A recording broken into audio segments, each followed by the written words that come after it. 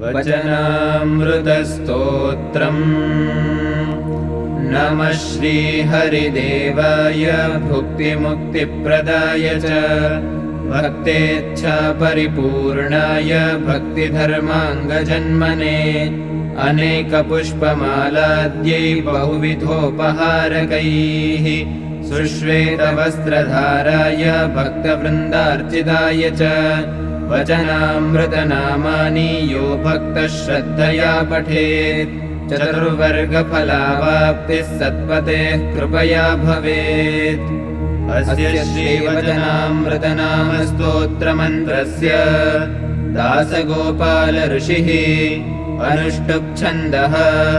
धर्मनन्दन श्रीहरिर्देवता भक्तिनन्दन इति बीजम् नैषिकव्रतधर इति शक्तिः परात्पर श्रीहरिकृष्ण इति कीलकम् आत्मपरमात्मबोधसिद्ध्यर्थे जपे विनियोगः। अथ ध्यानम्। वाणी मङ्गलदा सुबुद्धिकरणा यस्यास्ति वै श्रीहरेः वाणी मोक्षकरा कुबुद्धिहरणा सत्सङ्गसौख्यप्रदा वाणी ज्ञानविरागभक्तिबलदा धर्मस्य संरक्षिका सोऽयं श्वेतपटाम्बरः सुखकरः कुर्यात् सदा मङ्गलम्।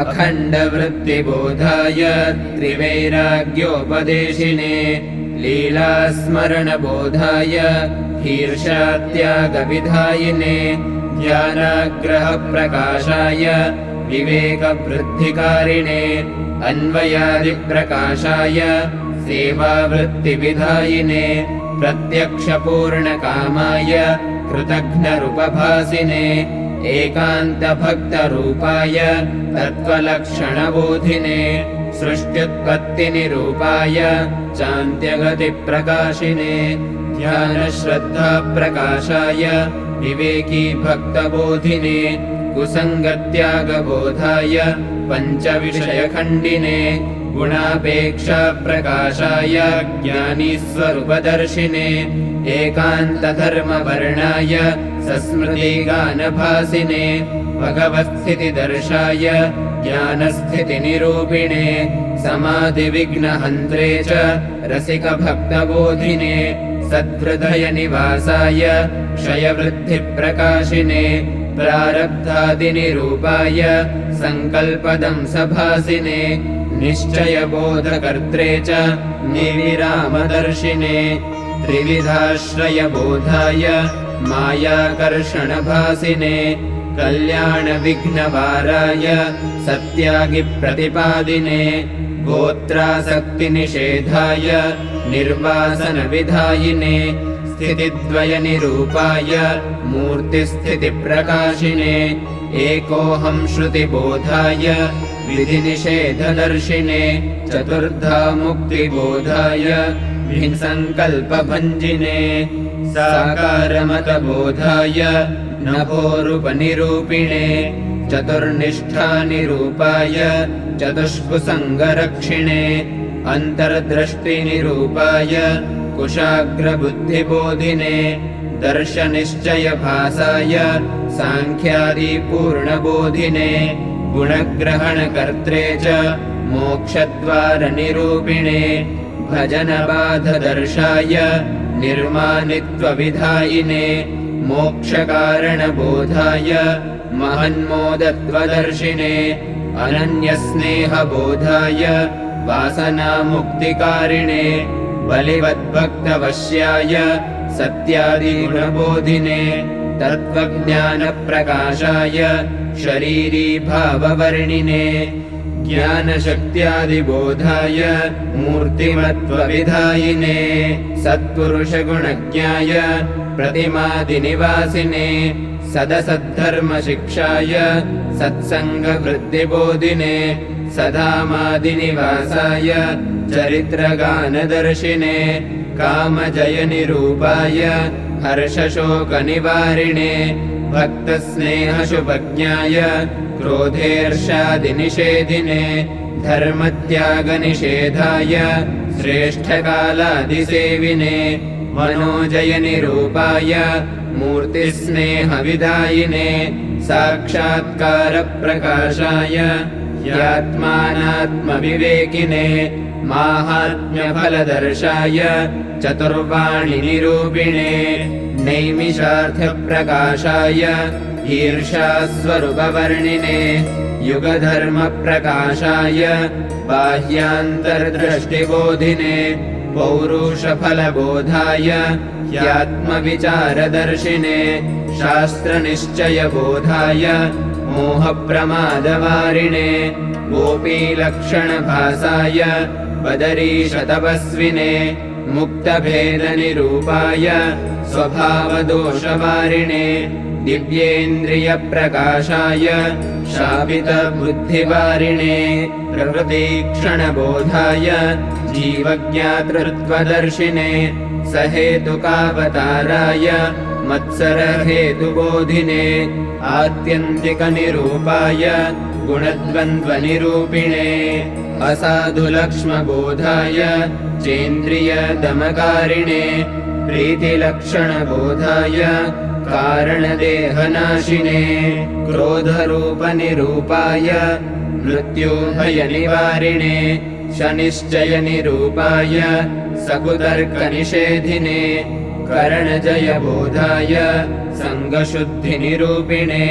प्रत्यक्षरूपज्ञानाय इन्द्रियजयबोधिने धर्मादिहेतुबोधाय निर्विकारिनिरूपिणे सदसत्पुरुषज्ञाय षड्निश्चयप्रकाशिने अपराभवबोधाय स्वरूचिप्रतिपादिने आत्मदर्शनदर्शाय कुवासनाविनाशिने स्तुतिनिन्दानिरूपाय पूर्णनिश्चयदर्शिने बुद्धिमद्रूपबोधाय साङ्ख्ययोगविशोधिने मोक्षबुद्धिनिरूपाय भावदिव्यत्वबोधिने माननिर्माणबोधाय दृढोपासनदर्शिने नटवद्रूपभासाय मोहोत्पत्तिनिरूपिणे विषयवृत्तिवाराय रसिकज्ञानदर्शिने अखण्डचिन्तनज्ञाय पातिव्रत्यनिरूपिणे चित्स्वरूपनिरूपाय कृपादृष्टिप्रवर्षिणे एकादशीव्रतज्ञाय स्वरूपबलबोधिने निश्चयगर्भरक्षाय कर्मभक्तिविधायिने राजनीतिनिरूपाय स्वरूपज्ञानदर्शिने हरितादात्म्यबोधाय स्वभावशत्रुबोधिने स्वरूपधर्मनिष्ठाय तत्त्वशङ्कानिषेधिने कुसङ्गद्वयवर्णाय शुष्कवेदान्तवारिणे ज्ञानशक्त्यादिवर्धाय शुभरहस्यबोधिने शूरभक्तिनिरूपाय ह्यविकारित्ववर्णिने साङ्ख्ययोगनिरूपाय त्यागिगृहिनिरूपिणे भक्तिविघ्ननिवाराय सत्प्रशंसाविधायिने स्वप्रकृतिप्रकाशाय हर्यासक्तिनिरूपिणे स्त्रीसुवर्णनिवाराय ब्रह्मसर्गविधायिने निर्विघ्नभक्तिबोधाय निष्कामदार्ढ्यकारिणे तत्त्वस्वरूपबोधाय कल्याणहेतुदर्शिने मृत्युपायनिरूपाय प्रकृतिनाशदर्शिने वृत्तिप्रवेशबोधाय स्वभावगुणवर्णिने द्रोहनिवारशिक्षाय मानरहितबोधिने अक्षरभेदवर्णाय ब्रह्मप्रीतिविधायिने देव्यासुरीनिरूपाय मायातत्त्वनिवारिणे धर्मपतनबोधाय विषयभोगवारिणे मूर्तिचिन्तनबोधाय कथाद्यतृप्तकारिणे स्वरहस्यप्रकाशाय ह्यात्मसत्तानिरूपिणे त्यागिगृहिनिरूपाय मोहस्वरूपदर्शिने सत्सङ्गाधिक्यबोधाय शुद्धचैतन्यवर्णिने भगवत्प्रीतिबोधाय भिन्नप्रीतिनिषेधिने स्वसम्प्रदायपोषाय श्रेष्ठकल्याणदर्शिने विक्षेपसन्निवाराय पूर्णसत्सङ्गिबोधिने आत्मनिष्ठादिबोधाय आत्मबलहेतुदर्शिने प्रलयस्थितिबोधाय कुतार्किकनिषेधिने दोषनाशविधात्रे च स्वामिसेवकबोधिने निर्विकल्पकबोधाय शास्त्रादिज्ञानदर्शिने साधुप्रकारबोधाय मूर्तिधारणदर्शिने ईशवद्भक्तसेवाय कर्मफलनिरूपिणे देवासुरविभक्त्रे च योगनिद्रानिरूपिणे निर्गुणसुखबोधाय जीवकल्याणदर्शिने साधुप्रीतिविधात्रे पूर्णनिश्चयबोधिने रूपैकानन्ददर्शाय विमुखजीववर्णिने देवासुरनिरूपाय मूर्तिसुखनिरूपिणे जितेन्द्रियनिरूपाय युद्धवरीतिबोधिने भक्तलक्षणबोधाय निर्विकारित्वबोधिने ध्यानविधिप्रकाशाय ब्रह्मभक्तिविधायिने उपशमफलज्ञाय ज्ञानप्रीत्यङ्गदर्शिने प्रत्यक्षप्रीतिबोधाय दयास्नेहनिरूपिणे बाधितवृत्तिदर्शाय निर्विघ्नभक्तिदर्शिने जीवमनःसखिज्ञाय भक्त्यात्मबुद्धिबोधिने सुखोपायनिरूपाय ह्यन्तर्जागृतिदर्शिने प्रलयनाशबोधाय गुणग्रहणबोधिने मानद्रोहादिखण्डाय जैकान्तधर्मरक्षिणे सारासारविवेकाय भक्त्यङ्गप्रतिपादिने पतिप्रीतिप्रकाशाय भरताख्यानबोधिने वासनाजीर्णवर्णाय सत्कुलक्षणखण्डिने स्वभावरूपबोधाय भक्तिधर्मसमानिने कुदृष्टिदोषवाराय मानस्यर्चाविधायिने षोडशसाधनज्ञाय यथार्थभक्तवर्णिने सेव्यसाधुनिरूपाय स्वभावत्यागदर्शिने पतनहेतुबोधाय निर्विघ्नत्यागवर्णिने पञ्चवार्तानिरूपाय मूर्त्येकत्वनिरूपिणे माहात्म्यपापवाराय भक्तिविघ्ननिवारिणे भगवद्वासनाज्ञाय भक्तद्रोहनिषेधिने कल्याणसाधनज्ञाय सुखानुभूतिवर्णिने सुखहेतुनिरूपाय परमात्मा प्रवेगिने एतन्नामधरायास्तु श्रीहरये नमो नमः। ऋणदारिद्र्यदुःखानि रोगशोकभयानि च स्तोत्रस्य पाठमात्रेण नश्येयुः किल सर्वशः। कारणदेहनाशः स्यात् स्वरूपनिश्चयस्तथा शास्त्ररहस्यबोधश्च सर्वज्ञानकरो भवेत्।